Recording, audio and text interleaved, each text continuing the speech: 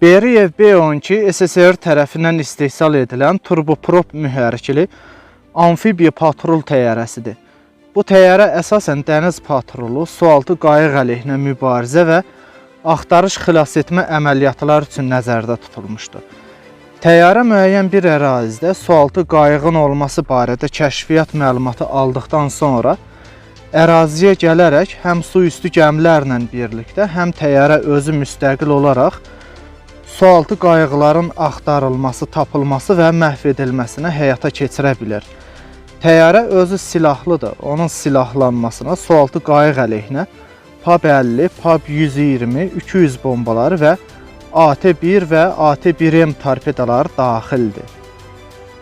B-12 amfibiya tipli bir təyyarədir. Yəni o həm quruya, həm su səthinə enə bilir. Onun gövdəsi qayıq formasında dizayn edilib. Bu da təyyarənin dənizdə eniş və qalxış imkanlarını artırır. Təyyarənin qanadları yuxarı qaldırılmış formadadır və mühərrikləri qanadların üstündə yerləşir. Bu da dalğalarla qarşılaşarkən mühərriklərin su ilə təmas etməməsinə imkan yaradır. B-12 özündən əvvəlki B-6 təyyarəsini əvəz etmək üçün hazırlanıb. Təyyarə ilk uçuşunu 1960-cı ildə həyata keçirib.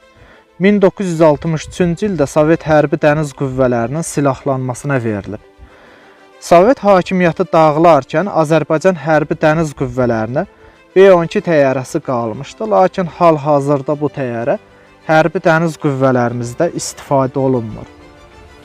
B-12 təyyarəsinin uzunluğu 30 metr, qanad genişliyi 28,7 metrdir. Təyyarə 2 ədəd AL-20D turboprop mühərriki ilə təchiz olunub. Təyyarənin maksimal sürəti saatda 550 km, kreyser sürəti 320 km, uçuş hündürlüyü 8 km, maksimal uçuş məsafəsi 4000 km-ə qədərdir.